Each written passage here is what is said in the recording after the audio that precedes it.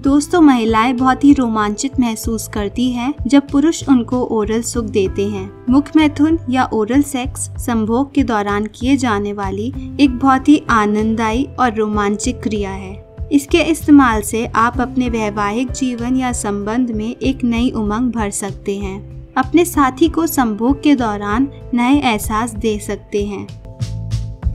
मुख मैथुन वर्षों से चली आ रही प्रक्रिया है। यह कोई अब की नई बात नहीं है जिसे आजकल ज्यादातर पॉर्न फिल्मों में दिखाया जाता है। मुख मैथुन का वर्णन कामसूत्र में भी है और आज हम आपको बता रहे हैं मुख मैथुन से जुड़े कुछ ऐसे सुझाव जिसके इस्तेमाल से आप अपने यौन जिंदगी में नई उमंग लाकर अपने महिला पार्टनर को अद्भुत रोमांच दे सकते हैं। भग्नशीश यानी क्लिटोरिस बेहद संवेदनशील है।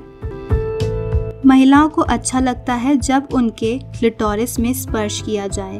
क्लिटोरिस महिलाओं के जेनाइटल्स का सबसे संवेदनशील हिस्सा होता है। यहाँ किसी भी तरह का स्पर्श महिलाओं को उत्तेजना से भर देता है, पर इस हिस्से को केवल चूमना महिलाओं को थोड़ा बोर भी कर सकता है। इसलिए मुख मैथुन की क्रिया के दौरान अपनी जीभ का अच्छी तरह से इस्तेमाल करें।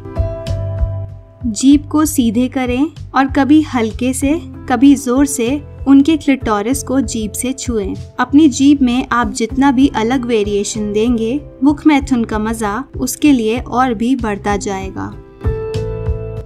हौले हौले हो जाएगा प्यार। मुख मैथुन की क्रिया जल्दी जल्दी रोटियां सेककर खाने जैसी नहीं है। इसे आराम से करें। यह किसी 5 सितारा होटल में पुरानी शराब को चखने जैसी प्रक्रिया है, जिसे जितना आहिस्ता जितना आराम से करेंगे मजा उतना ज्यादा आएगा। उसके जांघों की निचली सतह को चूमें, अपने होठों से उसके लाबिया को चूमें, उस जगह गर्म सांसें छोड़ें। ऐसा करना उसको आनंद पहुंचाएगा।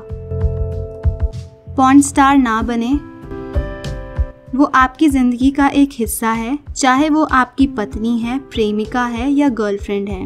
वो एक सामान्य सी लड़की है, कोई पॉर्न स्टार नहीं है। इसलिए मुख मैथुन के समय पॉर्न फिल्मों में अपनाए गए तरीके से बचें। उनके क्लिटोरिस के पास अपनी जीभ को गोल गोल घुमाएं, कभी क्लॉकवाइज तो कभी एंटी क्लॉकवाइज। आपको कुछ ही पलों में अंदाज हो जाएगा कि आप जो कुछ भी कर रहे हैं सही जगह कर रहे हैं और आपके इन मूवमेंट्स में उसे स्वर्ग जैसा सुख मिलता है। फल की चिंता ना करें। अगर आप बिस्तर पर यह सोचकर जा रहे हैं कि आज उन्हें ऑर्गेज़म तक पहुंचा देंगे तो थोड़ा सचेत हो जाइए। आप बिस्तर पर बस ये सोचकर जाइए कि आज की रात आप उसे अपने प्रेम, अपने स्पर्श से किसी और लोक की सैर कराएंगे। आपकी सोच बस आनंद तक सीमित रहनी चाहिए। आप ये कतई सोचकर बिस्तर पर ना जाएं कि आज आप उसे इजैकुलेट करने पर मजबूर कर देंगे। वो इस पल में खोना चाहती है। अगर आप अपने आप में समा लेंगे तो वह खुद ब खुद आनंद के समंदर में डूब जाएगी। प्यार का ये अचूक नुस्खा याद रखें। उन सारी बातों को ध्यान रखें जब वो आपके पुरुषार्थ के स्तंभ, आपके लिंग को चूमती हैं। क्या आपको उसका आपके लिंग को हौले हौले चूमना या चूसना पसंद है, या थोड़े जंगली तरीके से, या फिर आप अपने लिंग पर उसके दांतों के स्पर्श को महसूस करना पसंद करते हैं? मुख मैथुन के समय आप जैसा भी महसूस करते होंगे या आपको जो कुछ भी अच्छा लगता होगा उसे भी कुछ ऐसा ही लगता होगा। इसलिए अगली बार जब उसके नाभि के नीचे उतरे तो इन बातों को ध्यान में रखें। उनकी क्लिटोरिस को कभी हल्के हौले कभी थोड़ा जंगली होकर काटे, चूमे और चूसे। इससे वो आनंद की सीमाओं को पार कर जाएंगी। उंगलियों से जादू करें। जब वो मूड में आ जाए और बिस्तर पर होने वाले प्रेम युद्ध के लिए पूरी तरह से तैयार हो जाए तो अपने प्रेम के तरकश से उंगली नामक हथियार निकालें। इस काम युद्ध में उंगलियों का वही महत्व है जो महत्व उंगलियों का मोबाइल स्क्रीन के लिए होता है। बहुत सारी महिलाएं अपने जनांगों में एक से ज्यादा उंगलियां पसंद करती हैं। आपकी साथी क्या चाहती है? और आप बारी बारी से 1 और 2 उंगलियां डालकर उसके चेहरे और उसके मुंह से निकलने वाली उत्तेजक सिसकियों से पता लगा सकते हैं। लेकिन याद रहे कि आपकी उंगलियां साफ और नाखून ठीक से कटे होने चाहिए। उसमें समा जाएं, उसको खुद में समा लें।